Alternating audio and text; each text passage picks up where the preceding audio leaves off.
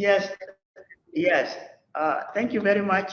And it's a pleasure to be with the team that has been invited to this important uh, dialogue.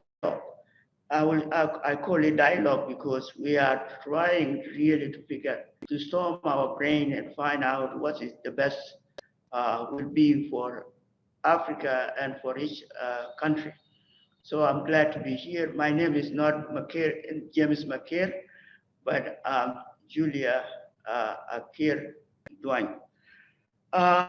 In terms of South Sudan, or say Sudan before we broke away from Sudan, the decentralization was brought in 79 by President Nimeri, who was at that time was a, a communist party which decentralized Sudan as a whole.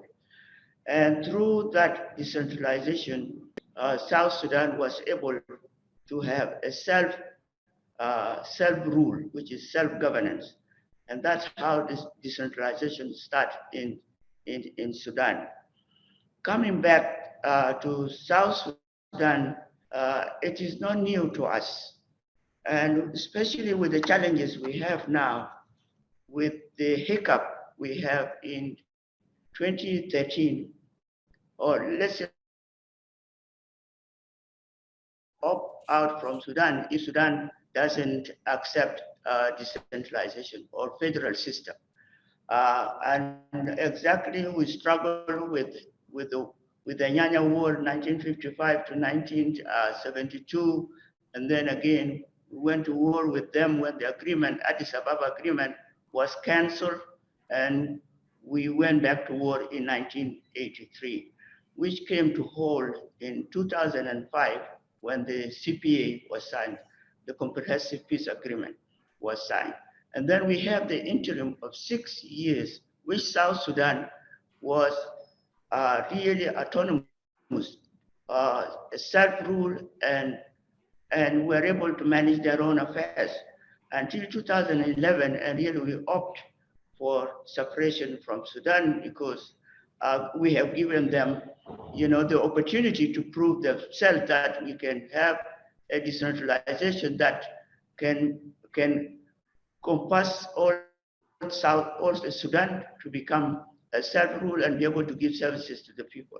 So now with the South Sudan being independent in 2011, there has been a call from all corners of South Sudan that we really need a self-rule, a self-governance system where the people can be able to govern themselves. So we have the 10 states, which was approved by through the interim constitution. We have the 10 states, and then the 10 states, we have 79 counties, plus one of the counties which remain in the north, which is usually Abyei. So these 79 counties plus the 10 states, these are the basis, or these are the structure of the self decentralization in South Sudan. The challenge has been really, and this goes back to many African countries. We say that there is a decentralization, but most of the things like the issues of financial package remain in the central, and it becomes very difficult for the states or the counties to be able to function because those resources which might be in the counties are very limited, and there is a very huge amount of resources remain in the central, and so the peripheries really suffer, and that has been the challenge in South Sudan. To make my story a little home with the situation we have right now, in 2013 with the hiccup that happened, the civil war, and now we have we have the RRCs, which is the revitalized peace agreement for the Republic of South Sudan for resolution of conflict in South Sudan, which we call RCES, has become a roadmap of for the for the institutions of governance, the self-rule to be able to be strengthened and be able to for the states to be able to function well. But there have been a lot of challenges with all these. There are still pockets of conflicts in the rural areas, and a lot of destabilization is happening, and then the institution of the local government are becoming very weak.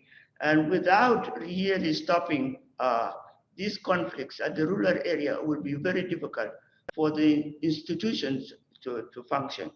For, uh, for South Sudan now, the challenge has been the chapter 2 of the agreement. We are finished with chapter 1 of the agreement, which is putting the institutions in place.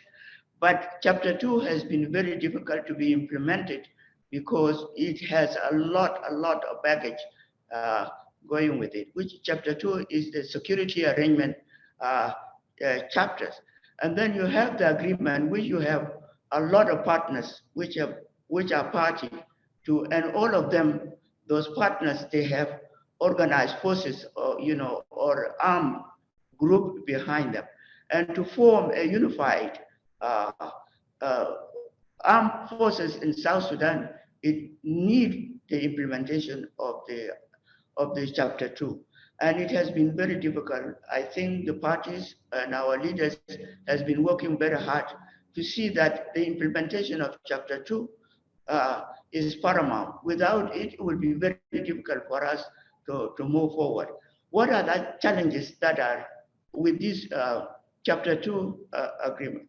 There's a huge of armed groups and the agreement is calling for only 83,000 to be in the military, plus the police and the prison, the wildlife, and fire brigade. So if you are limited it only to 83,000, and you have thousands and thousands of people in these armed forces, it becomes very difficult to really implement that agreement, because a lot of people are saying we should not be left out, we should be part of it, and this is where South Sudan is really struggling with that chapter.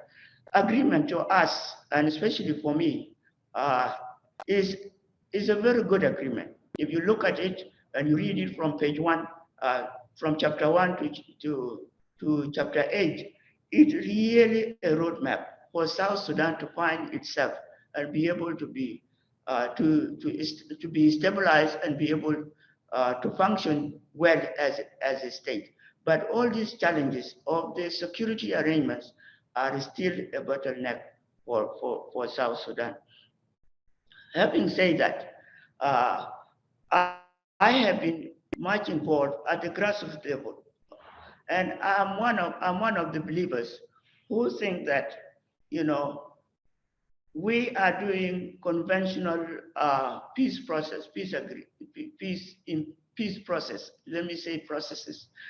For us as South Sudanese or Africans, we do have mechanism of traditional mechanism for peace process.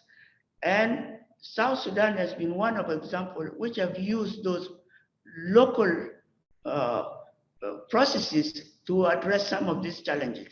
And it has been overlooked over and over all the time when we have problems. We look outside as Africans and don't look within us what are those mechanisms that we have to be able to address our challenges in our countries.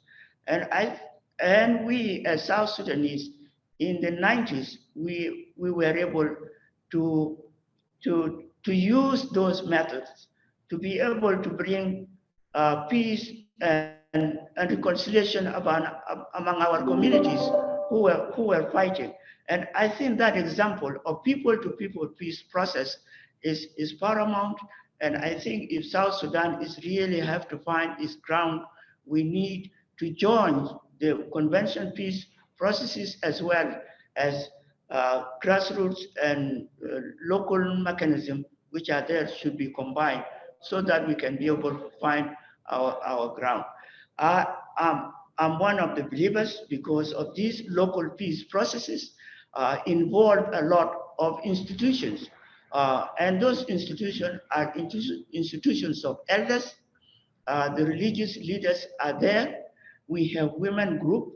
We have youth, which are age group, which are the one being involved in carrying these guns. If we use those institutions to be able to address uh, conflicts at the grassroots level, I think the center will be able to have uh, uh, will have a ground to be able to implement these institutions we call the local governments and things like that to work. And I can remember I did a research in 2000 and no 1995, which I carried on to up to 2004 when I went to Makerere University, looking at gender implication, gender issues in the peace process, and comparing them from South Sudan to North Uganda or to Somalia, to Burundi and Rwanda. And I find that the voices of women are very strong in peace process. And all the time they are being overlooked. When there are peace agreements, the women are overlooked, the youth are overlooked. And if we really need to have peace in Africa, we have to look at these institutions and how we can strengthen them and be able to help us out in conflict resolution. And issues that women were, yes, I will stop here. Issues the women were raising is that I have found out that women were the authority on information.